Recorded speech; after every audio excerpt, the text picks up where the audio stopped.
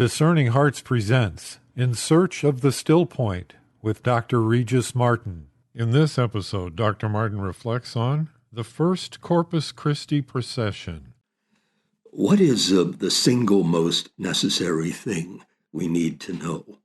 Indeed, the very best news we could possibly hope to hear. The answer cannot be an idea or a construct of the human mind, however sublime, nor can it be a movement of the will to accomplish some mighty deed. It can only be an event taking place in an unforeseen and wholly unexpected way, breaking into a barren and broken world to announce something completely new. Well, where does it come from, then? The only possible answer is from above, amid the silence of the heavens, from which, in a most dizzying descent, it suddenly erupts into history at an appointed moment in time and space, an entirely unique and unrepeatable event.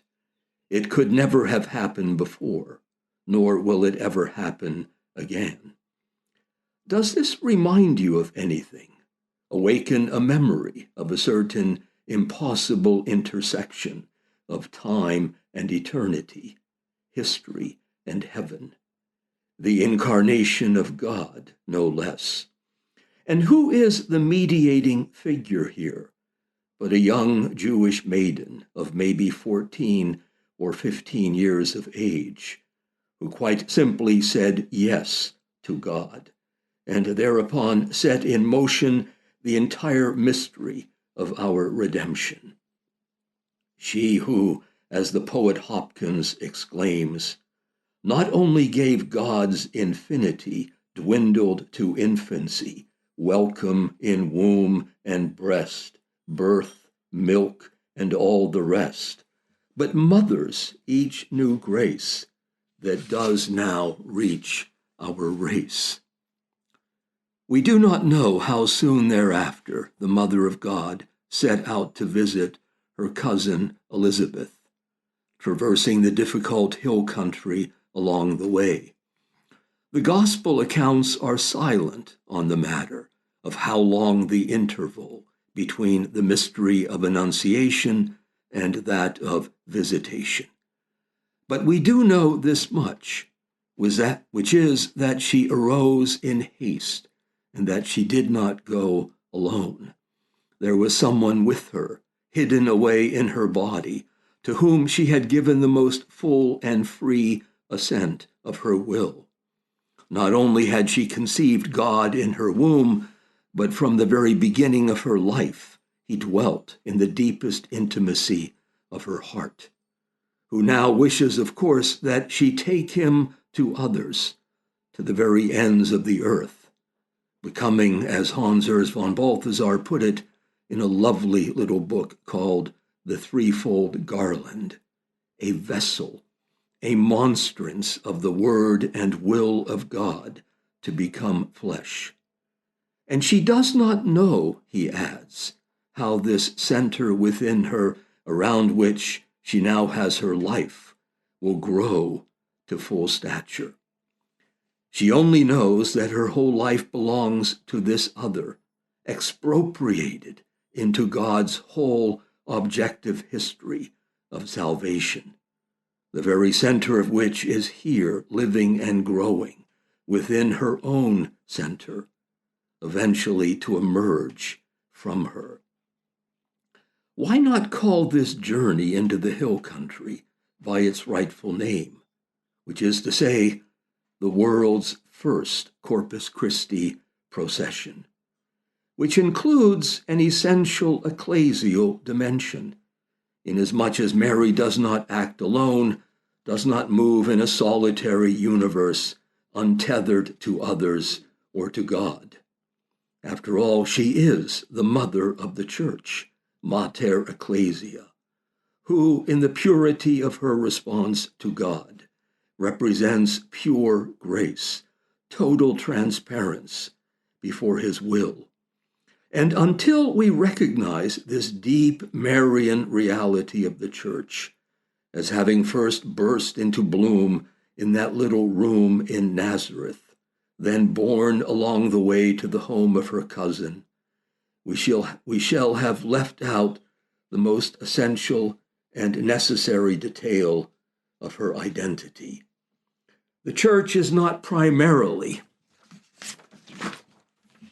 an institution. She is not an apparatus of power, but she is a presence, a person, a woman, one who is both virgin and mother right from the beginning.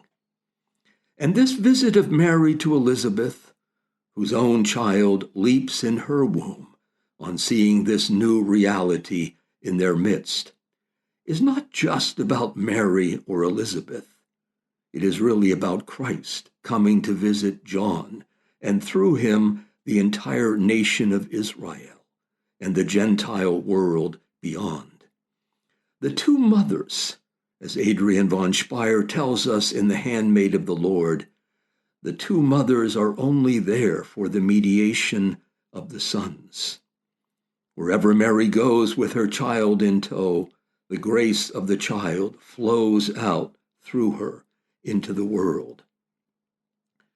What a perfect snapshot this provides of the feast of Corpus Christi, that Mary, Mother of God and now Mother of the Church, who first carried the child in her womb, should now do so before the world he came to claim as his own.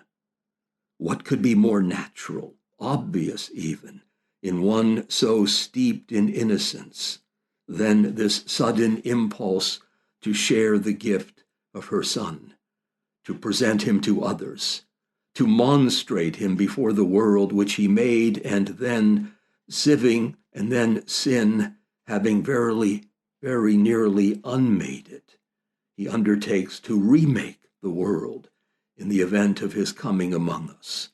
Why shouldn't we then, members of a church modeled along Marian lines, want to showcase our Lord and Savior in this public way? What better way to unmask the lies that surround us, the principalities and powers that oppress us at every turn, than to proclaim the truth of Jesus Christ? To do so in the most outward and public way, too, with processions along the streets of the cities and towns, which are also God's possession, even if they do not yet recognize the fact. And because the last enemy to be overcome is death, who besides Christ is there to demonstrate his defeat? In a moving reflection on the feast of Corpus Christi, Pope Benedict XVI reminded us that at its very heart, the Eucharist is the answer to the question of death. For it is the encounter with that love which is stronger than death. Corpus Christi is the response to this central Eucharistic mystery. Once a year, it gives demonstrative expression to the triumphal joy in Christ's victory, as we accompany the victor on this triumphal procession through the streets.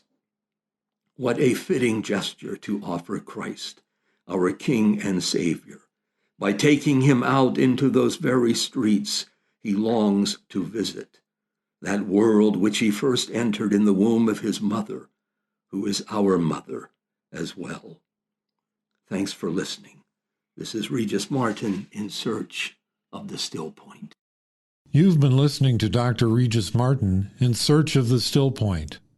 For more episodes in this series, visit discerninghearts.com, or you can find it in our free Discerning Hearts app or on many other streaming platforms. Discerning Hearts is a 501c3 nonprofit Catholic apostolate dedicated to evangelization and spiritual formation through the use of new media. To learn how you can support our mission, visit discerninghearts.com.